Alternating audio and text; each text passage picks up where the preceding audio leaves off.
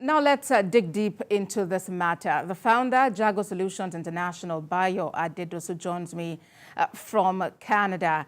This meeting that Labour leaders are having with the National Security Advisor and the Ministers of Labour, do you see it actually resolve the issue on ground and restore things to the way they were? Yeah, thank you very much, Bosse, and thank you very much for having me on this program. But I think your reporter's voice is still coming through, if you can take care of that. The issue on ground and restore things to the way they were. Okay. Yes. So in reaction to your question, in the first instance, this is a meeting. This is a situation that we are not even supposed to have to start with.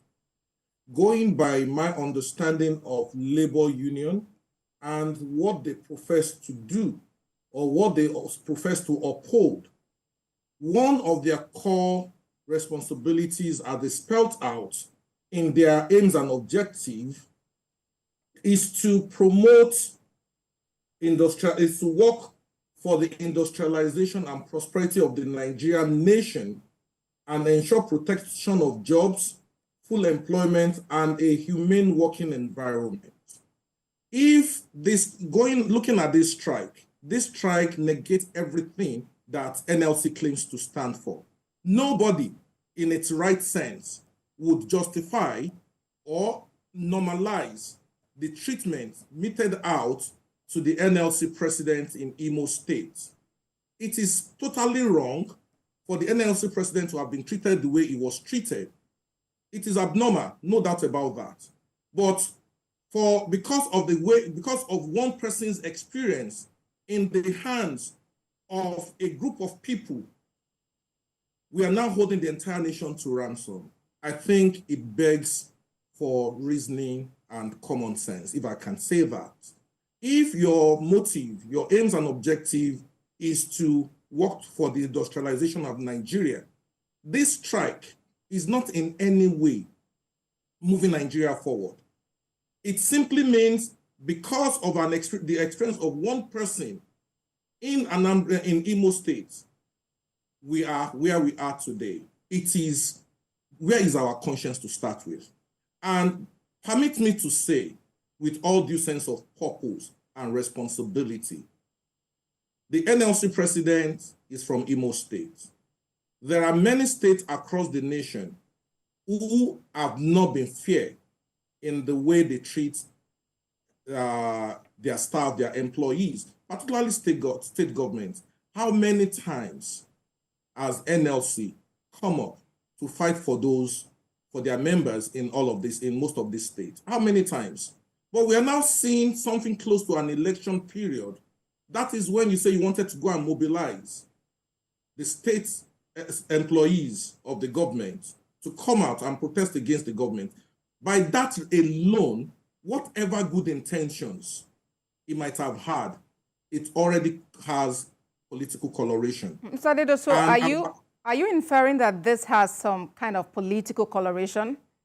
By all means, by all means, by all means, by all means. No person, and I sincerely mean this, no person who means well for Nigeria will not see the political undertone to this. If there's anything that needs to be done, it is with Imo State government that the issue needs to be tackled, not Nigeria as a nation.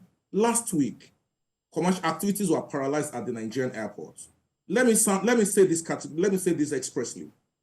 The borders of every country is a security point that is protected and guarded heavily. But Nigeria Labour Congress took laws into its own hands to disrupt activities at the entry and exit point of Nigeria, which is the Nnamdi Azikiwe International Airport. Where is that done? Where are we moving this country to? If we mean well sincerely for this country, is this the kind of lawlessness we want to institute? We are not being fair to ourselves. Well, Mr. Adedosu, yes. Now, one of the demands of organized labor has been that the attackers of Comrade Joe Ajaero be arrested. Why did the government wait till the strike came underway before they announced that those individuals had been arrested and were being investigated. Let me quickly answer that question. This is not an issue to start with that should be a national thing. It is something that needs to be addressed by the Commissioner of Police in Imo State. It happened in Imo State. The jurisdiction of address of justice is Imo State, and Imo State governor and the Commissioner of Police should be held responsible, should be held accountable, not the federal government of Nigeria. How many times have we seen the Labour Congress going to other states, even in the Southeast, where their employees are being owed salaries? So if you're talking about why it is not negotiable that those who attacked the NLC president should be arrested, it is not negotiable. That they need to be prosecuted is not negotiable. But what I'm still at a loss with is, why do we have to go this route to have a national strike that has crippled the country? We are trying to revive the economy. We are trying to move this country forward. Why are we doing this to ourselves? And eventually, it is the same Labour Congress that will come up with all kinds of demands for its people. How are these demands going to be funded when at every turn we destroy the economy? Where is our conscience as a nation? Where is our patriotism as citizens of Nigeria? Without any gainsaying, Nigeria Labour Congress needs to go back to its core values. And one of its core values is justice, ensuring fairness in the treatment of all issues and people, irrespective of gender, religion, and ethnicity of those involved. Can we say that there has been fairness in the conduct of NLC with this regard? NLC it has become a power monger amongst to itself, has become a monster to the Nigerian people. When they are fighting for the Nigerian people, everybody supports them. But now, NLC, TUC are fighting the whole of Nigeria, 200 million people. But as it is, Mr. Adedosu, this particular industrial action they've embarked on is enjoying some level of compliance.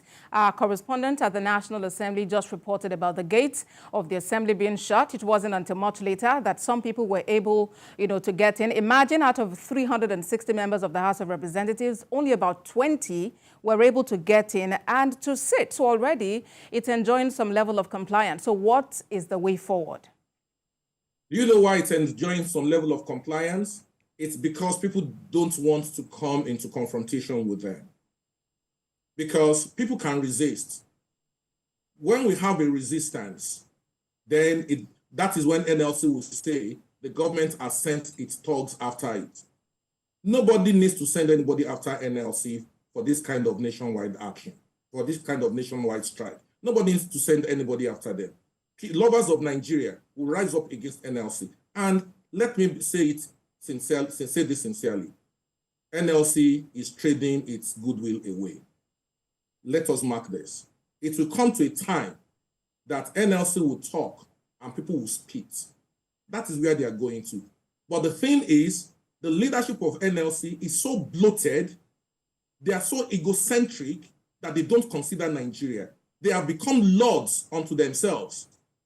They have become political agenda pushers, not necessarily fighting for the good of the Nigerian masses or for the good of the Nigerian workers. This is something we need to put a check to. That is my submission. All right. And as it stands now, we know that some meetings have held and some more meetings are likely to happen. And the expectation really is that we are able to resolve the issues and that, the strike is called off, perhaps at midnight, and that we don't go ahead losing billions of naira as the case were. I must sincerely appreciate We have already lost billions. We have already lost billions, and we are trying to attract investors to Nigeria. What is the investor confidence we are pushing? One thing Nigerians should understand is that is what is called the investor perception index. Our perception index with our investors is being impaired with a situation like this.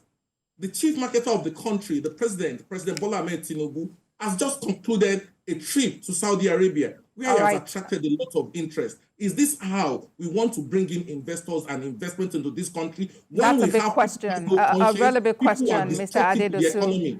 A really big question you have posed there. I must sincerely appreciate you for sharing your thoughts with us on the program. Bayo Adedosu is the head of Jago organization. Thank you very much for talking to us on the program. Thank you very much for having me.